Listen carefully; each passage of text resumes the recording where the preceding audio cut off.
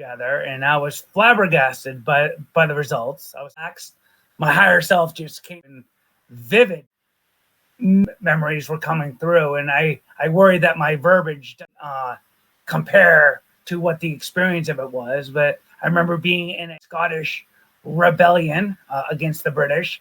Then I was American Revolution, and then as an energy being, channeling energy onto the planet Earth, and an amazing experience. And later on, Jonathan and I will be going into more context of this individual. When you get down there, Nick, I'd like you to tell me your very first impressions, very first feelings now. Natural surroundings, very green. British Isles. Tell me more. The beautiful surroundings, very green wildlife. However, we're in the middle of a fight. Okay. What's the issue or the challenge there? What's going on? We're rebelling against the English. Oh, okay. And are you a male or female? I'm a male. Okay. I'm mostly in this war because of a chick. Okay. So you're helping protect her family or her or you're... No, the English killed her. That's unfortunate. And are you a good fighter? Yes. All right. And so you're able to... Go ahead.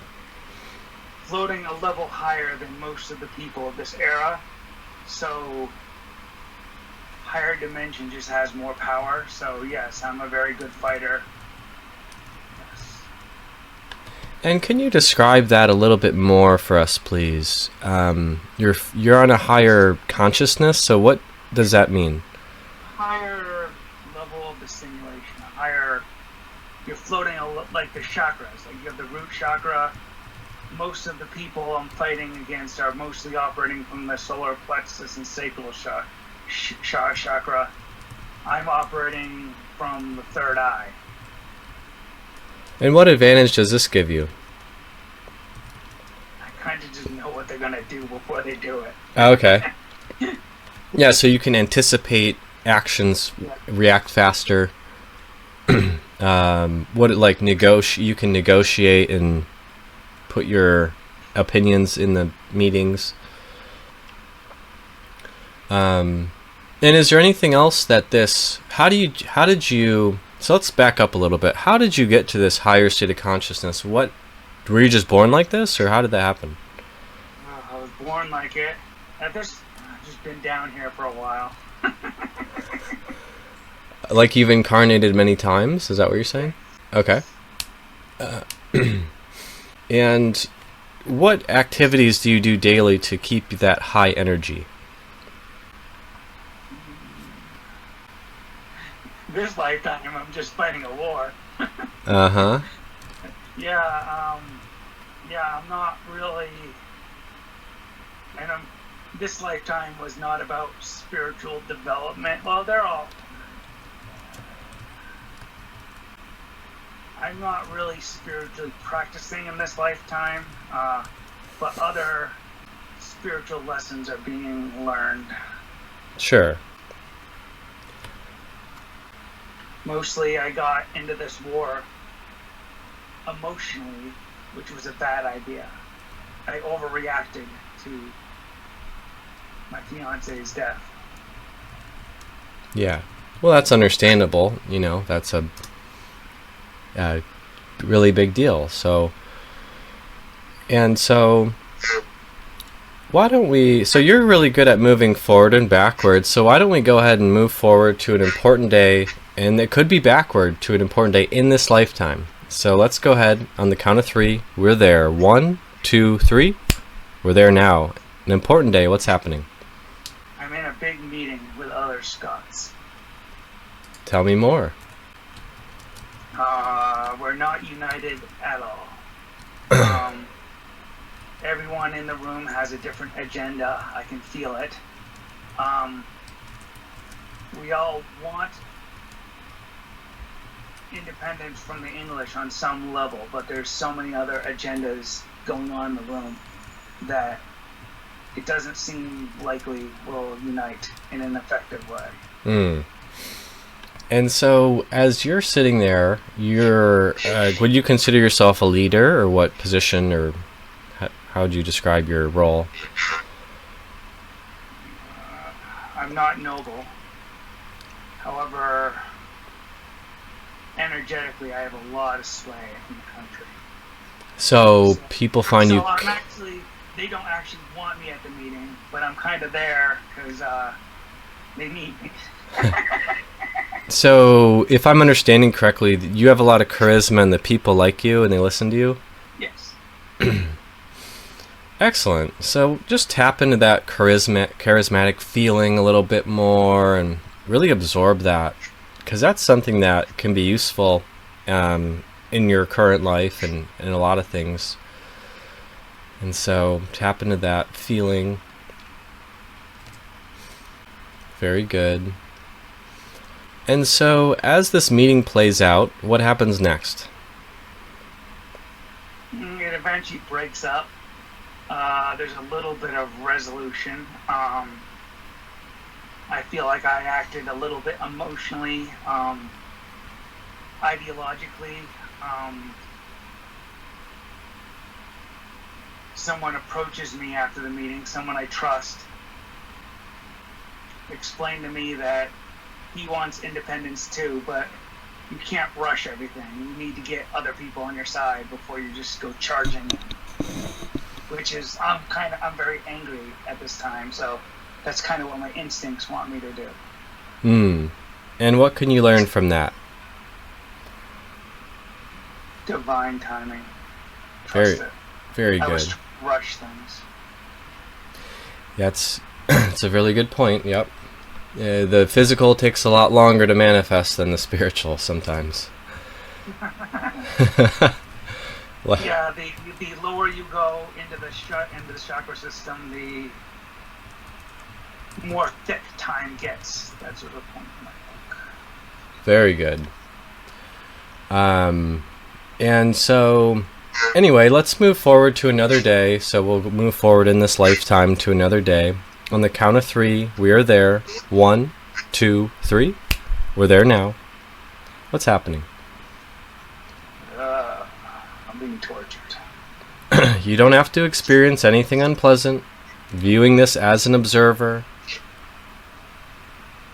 So, would you like to explain how you got into the situation, or? I finally got captured. I was overly ambitious, I think. And I was very angry about the death. So I was taking chances I didn't need to take. Okay. And eventually I got captured, and now they're kind of making an example out of me.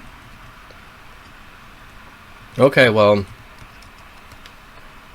if you like to, we can move past this scene to the final breath. So we can do that now, taking your final breath, looking at this as an observer. So now, are you floating above the body, looking down, or where are you at now? I'm back wrapped around the cloud. Okay, very good. And if you had to do a life audit of what happened, and what lessons could you say you learned from this experience? Not to rush in, not to get emotional, rely on my higher senses rather than my lower senses. That would have saved a lot of trouble. And yeah, the big one was trusting divine timing. I wanted something to happen so bad that I rushed it. And, yeah, the woman that got killed was a soulmate of mine. I've interacted with her in this life. Yeah. Yeah. Yeah, and so that's a big hurt when the soulmate like that gets taken away, so it's understandable. But really, lots of lessons that we learned, right? So it's not to waste whatsoever. Very good. Is there anything else before we move on? No. All right. Well, you did very good. So what we'll do next is take a deep breath and relax. Going a little bit deeper. Allowing yourself to relax a little bit more. And what I'm going to ask the cloud to do next is we can move away from that lifetime, leaving those people there to continue their own path. And on the count of 3, we're going to move the cloud to another lifetime. It could be backward in time or forward, depending on what is most relevant for your current life to help progress that. And so, on the count of 3, we are there. The cloud is moving. 3, the cloud is slowing down. 2, and the cloud is stopped. 1, we're there now. What's happening? What's around you? I'm in a swampy area. Oh man, I'm fighting the English, well they call the British now, but they're in redcoats. I'm fighting them again. Okay. Tell me more. Swampy. I'm in South Carolina. We're fighting for independence from the English again. All right. And are you male? Yeah. Okay, and how old are you? Are you healthy? Are you middle-aged? Young? Middle-aged, older male. Okay. 40s. No, like, I'm not prime, but I'm not old. All right. Great, and so let's go, on the count of 3, let's go to your home. So 1, 2, 3, we're there now. What is that like? It's burned down. Okay. And so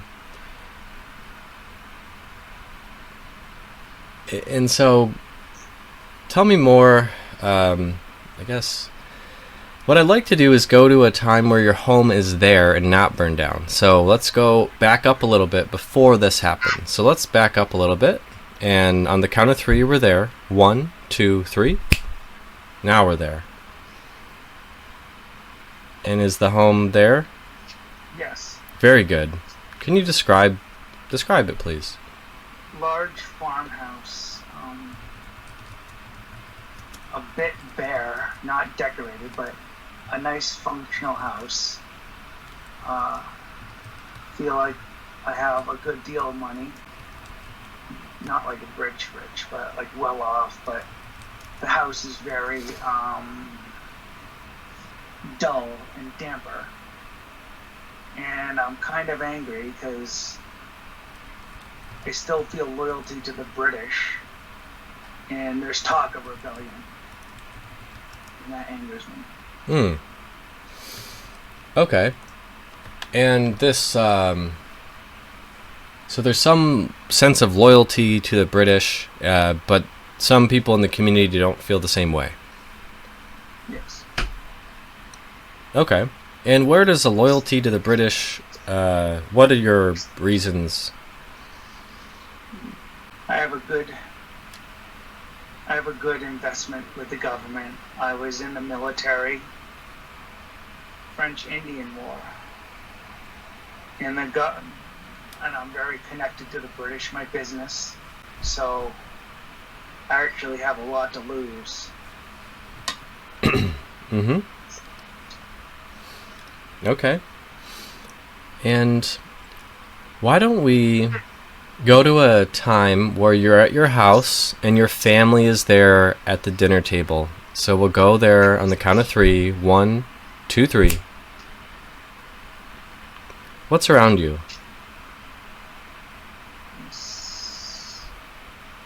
Relatives. Okay. But there's a cold feeling. So lots of relatives. Not a lot, just it feels more like an obligation. Mm-hmm. Okay. And so, is there a underlying root cause of this feeling that you can move and find? No, I don't hate them, and they don't hate me. It's just we're just like there. It's a social. It's all bureaucracy, social reasons. Like that's a proper thing to do. Yeah. And we disagree in the politics. We disagree on politics. I'm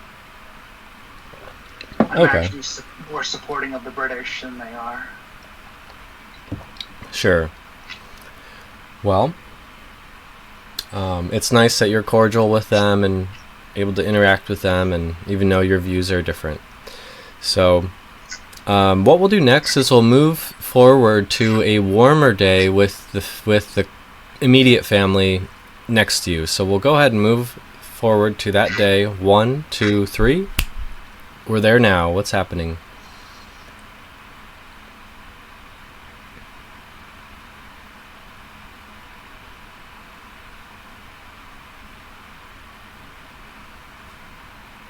In this life, do you have close relationships like a wife in this life? No. Okay. No problem. I had a wife, but it wasn't a close one. Okay. This was a dark life. I was paying off a lot of karma. Yeah. All right. And so let's move forward to an exciting day, a day where something is happening. So let's move forward. 1, 2, 3. We're there now. What's happening now? I'm kicking the British ass. That's what's happening. Okay.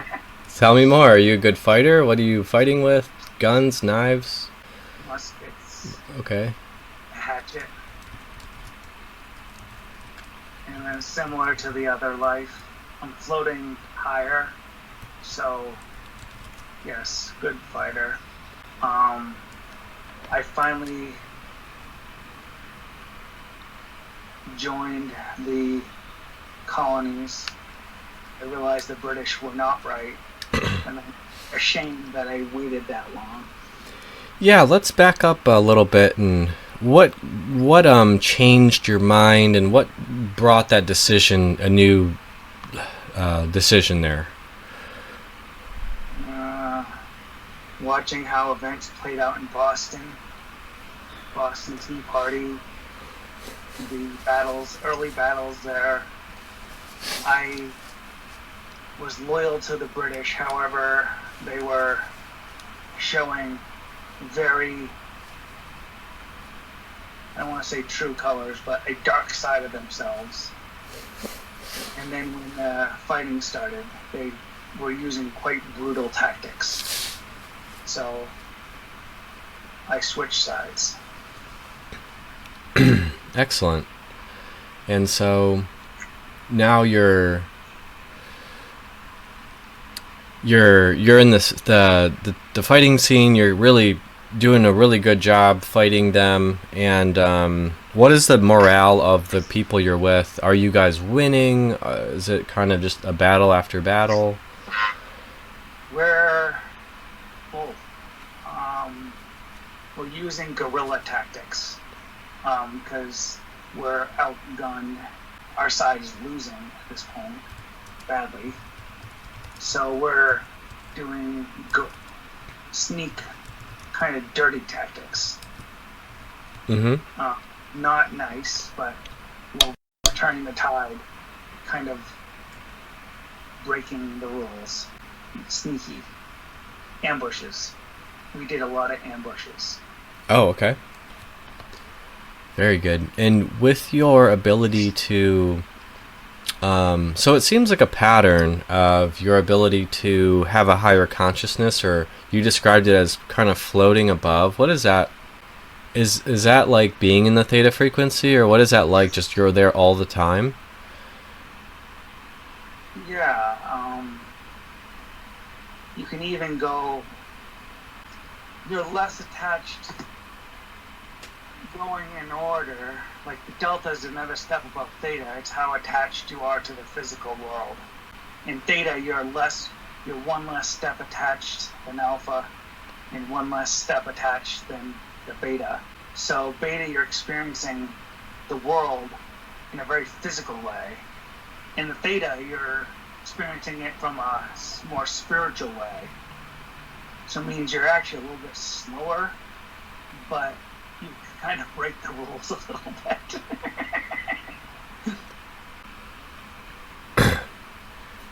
Very interesting. And so, when you think about this lifetime, is there anyone else that is kind of on the same page as you, or has a higher consciousness that you interact with frequently? No, I felt pretty alone in this lifetime overall. I late in the war, when the French got involved, I came into this lifetime with a very big anti-French bias. I met a very old soul French, and they actually helped us finally win the war. So I forgave the French. Yeah, that had been like hundreds of years. I did not like the French. Okay. Yeah, but that was one of the big things. Forgive the French. Very good. And so, continuing the fight, what happens next in this battle or this altercation there? The tide of the war just slowly turns in our favor. It looked really bleak at one point. It was towards the low point when the British were getting kind of brutal that I switched sides. But all we could do at that point was guerrilla tactics. But then we slowly turned the tide. Slowly over many years, and then eventually America's independent. All right, so America's independent in this lifetime that you're currently in. Very good. Can you recall any like cool meetings or like the founding fathers like leading you and motivating you, or what kept you going after all these years? It was I was actually more of a terrorist in that life, to be honest. I wasn't part of that gang. I knew of them. I liked the idea of America, but I was rogue. I was very unhappy, introverted, but I was able to play an important part in the war when like things were at end, and kind of hold things together with guerrilla tactics. And the end of the life was happy in the beginning. I came into that life with very bad karma. Okay. Well, the good news is you're able to discern from the kind of the darker side and help win the good fight.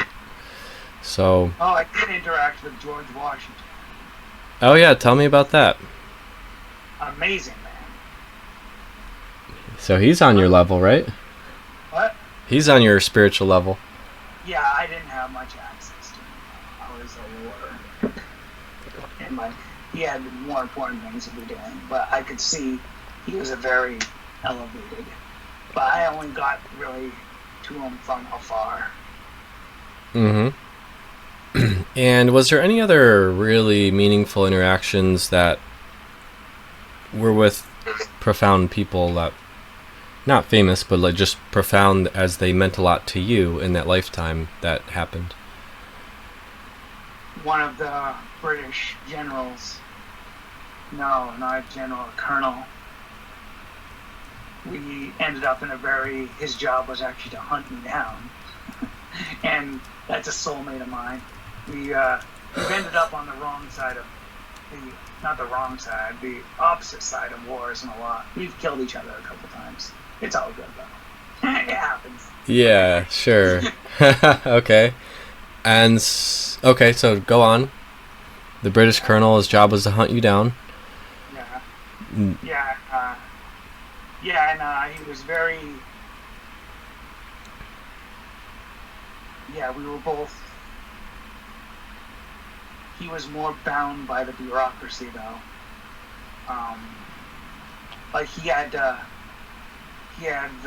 power advantage in that he had more of everything, like materials and better places, but he had to kind of fight by the British rules, and we were allowed to do hit and runs and be a little dirty.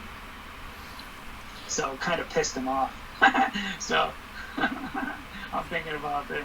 We're very good friends on the other side, but we choose oppositional relationships down here. So it's kind of like, I'll give you this stuff. Yeah. And that is, can you explain that a little bit? So that is basically to teach each other lessons, correct? Yes. So you can be friends in the spiritual, and then it may seem like we do harm to others, but it's really to teach on a higher perspective, to learn lessons. Yes. Sometimes you need to get poked really hard to learn a difficult lesson, and that's what really good soul friends can do for each other. The woman from the last life is one of those too. Kind of knew I was going to get drawn into a war because of that. All right. Well, you're doing so wonderful. Go ahead. Explain more. A sense of humor. It is good. They have a great sense of humor, don't they? Lots of love. All right. And so let's move forward in this lifetime several years from now. So the challenge is over. America's independent. Let's move forward several years from now. We're there now. 1, 2, 3. We're there. What's happening? I'm married. It's not a great marriage, but it's like not terrible. We respect each other. We're making it kind of work. It felt almost like arranged.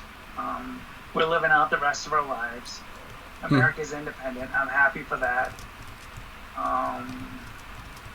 Do you have any kids? No. Wait. I don't feel any. And yeah, I kind of fight for the rights of the people who supported the British during the war. Oh, so they don't get persecuted so bad or whatever, right? Because when the British left, because about a third of the colonists were supporting the British, so they were now kind of on the outs. Yeah, and they deserve, rights too. So yeah, you're a really good man. You're fighting for people's rights, and I'm not a really good man. Not a really good. Okay, well. God put me in a good role so I can help, but yeah. Yep. And is there anything else you'd like to mention as we're moving toward the end of this lifetime, living out the rest of this life in that marriage? It's kind of the opposite. I had to trust divine timing.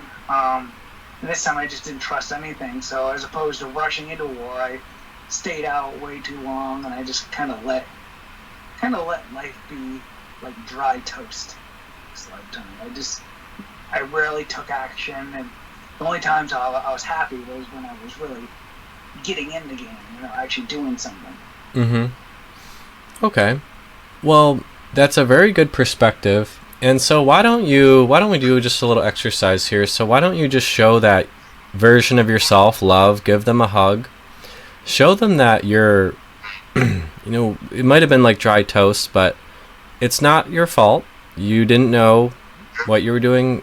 Now you're more experienced and wise and compassionate. And so give them a hug, wait for their expression to change, and just let them know it's okay. You understand them. You understand what happened. It's not their fault.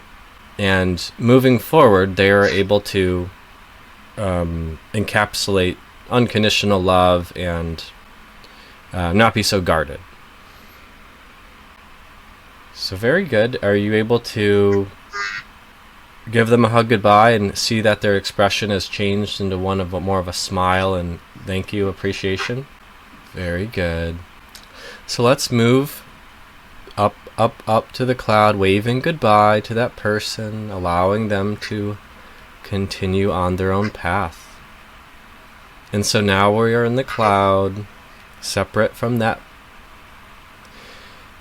And so what lessons can we, just doing a quick audit of this life, what lessons can we take away, please?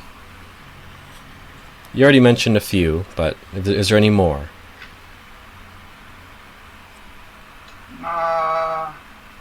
Forgive people. Forgive people's mistakes. It was a dark life. Mostly it was to pay off karma from the previous one. Mm-hmm. But I made a lot of progress in this life because mostly I just had to pay off a bunch of stuff. And very, very good, very valuable lessons. Even though it was challenging,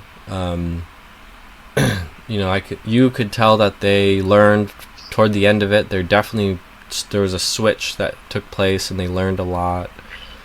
And from a higher perspective, your spirit has learned from that experience. So my karmic debit bill went way down in that lifetime. Like there's a meter on it, and it's just going down. Well, good. Time for more lessons. So as you relax and breathe, just letting that life go. Mind can go blank as your thoughts slow down. Just sending a wave of relaxation throughout your body once more. Letting any tension just flow right out. We don't need it.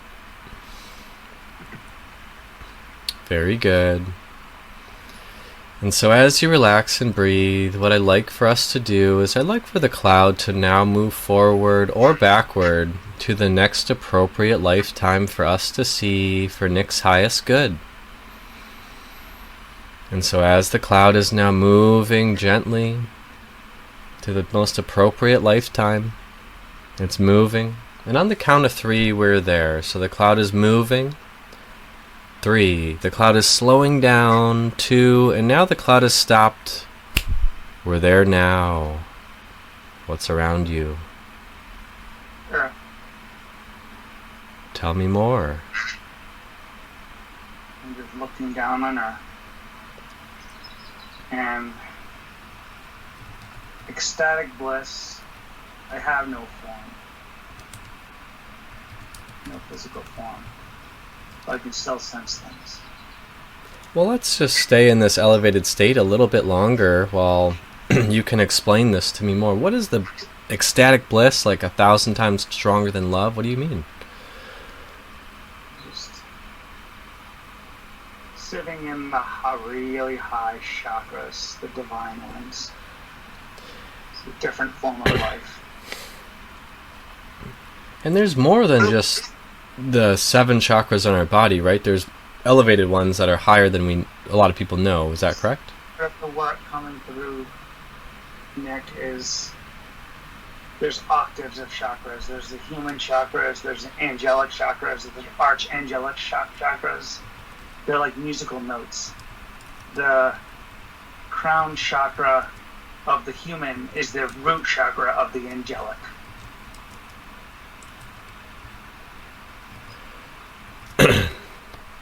Very interesting.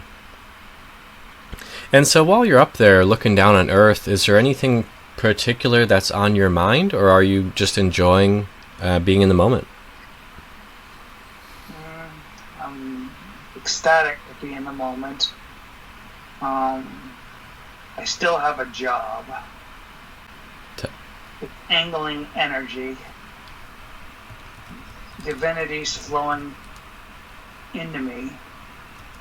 And I kind of angle that energy towards Earth, try to send a little bit more to helpful things, and dial it back on things that are not for the highest good. Wow. That's really important and interesting. Now, some of us know Reiki and energy healing, so is that similar to that, or just on a higher scale, of course, but... I could say I'm sending Reiki energy to large areas of the world that need it. Like, for example, if you need a country to expand fast, you send Reiki to the whole country, and everyone just has energy. Okay. And so you're able to do that in that form. For us that know Reiki, are we kind of... It's not me doing anything, though. I'm just taking the energy in from God and just angling it. Right. You're a conduit, like a conduit for that, like a reflector. And so for us, in human form, are we able to... we do Reiki on ourselves and people and animals. Could we do Reiki on trees and large areas of land as well? Yes. Huh. Very a high conscious person living anywhere on the planet's doing Reiki on the land, whether they like it or not. So when we go for walks in nature, like you did earlier, nature's giving us energy and we're giving it energy at the same time? Yes. Energy is always equally exchanged. It's karma. It's all the only, and if the energy is not being equally exchanged, it creates a karmic debt to one side that needs to be corrected at some point. And so what's one thing